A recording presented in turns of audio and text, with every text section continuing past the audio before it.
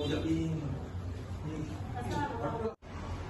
నెల 11వ తారీఖున జరగబో మహాత్మా జ్యోతిబా పూలే జయంతి సందర్భంగా మన అన్నమయ్య జిల్లా రాయచోటిలో కలెక్టర్ ఆఫీస్ నందు 11వ తారీఖు బీసీ సమన్వయం జరుగుతోంది. బీసీలంతా కలిపి బీసీ సమన్వయ కమిటీకి సంబంధించినటువంటి మదనపల్లి నియోజకవర్గంలో ఉన్న బీసీ సోదరులు సోదరీమణులు అందరూ కలిసి కట్టుగా వచ్చి జరగనున్న బీసీ సమన్వయ మీటింగ్ కి చాలా పెద్ద ఎత్తున వచ్చి జయప్రదం చేయవలసిందిగా కోరుకుంటూ కార్యక్రమానికి మన రాష్ట్ర బహుజన సమాజ్ పార్టీ అధ్యక్షులు బందెల గౌతమ్ కుమార్ గారి ఆదేశాల మేరకు మన రాష్ట్రంలో ఉన్నటువంటి అన్ని జిల్లాలలోన బీసీ సమరభేరి కార్యక్రమం నిర్వహించబడుతున్నది.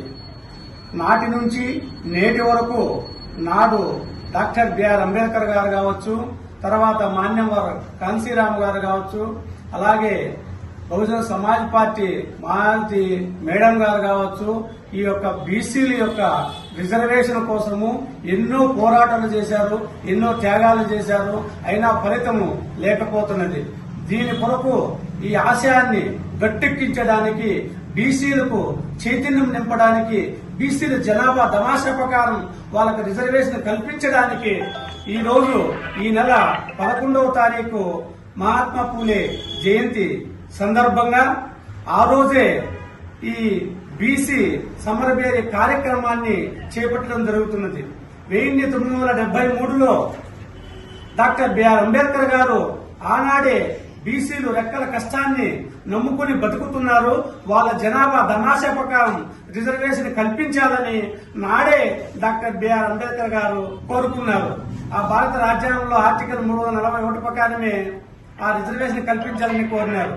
కావున ఆనాటి నుండి ఈనాటి వరకు కూడా పెత్తనదారుల చేతుల్లోనే రాష్ట్ర ప్రభుత్వాలు నడుస్తున్నాయి. అది కేంద్ర ప్రభుత్వం కావచ్చు, రాష్ట్ర ప్రభుత్వం కావచ్చు, లేదా మన రాష్ట్రంలో పరిపాలిస్తున్నటువంటి కమ్మారెడ్లు కులస్తులు కావచ్చు, వీళ్ళ యొక్క ఆధీనంలోనే రాష్ట్ర ప్రభుత్వాలు నడిపిస్తున్నారు. ఈ యొక్క బీసీ యొక్క జనాభాను లెక్క తేల్చకుండా, వాళ్ళకి రిజర్వేషన్ కల్పించకుండా వాళ్ళకి తీరని అన్యాయం చేస్తున్నారు, తీరని మోసం చేస్తున్నారు. ఆ తీరని అన్యాయానికి, మోసానికి ఈ మదనపల్లి బహుజన సమాజ్ పార్టీ తరఫున, మన రాష్ట్రంలో ఉన్నటువంటి బహుజన సమాజ్ పార్టీ మొత్తం తరఫున ప్రతి జిల్లాలోన బీసీ సమరభేరి జరుగుతున్నది ఈ నెల 11వ తారీఖున. కావున ఎస్సీలు కావచ్చు, ఎస్టీలు కావచ్చు, బీసీలు కావచ్చు, మైనార్టీలు కావచ్చు, అందరూ ఏకమై వచ్చి ఈ బీసీ సమరభేరిని జయప్రదం చేయవలసిందిగా కోరుకుంటున్నాం. జై భీమ్, జై భారత్.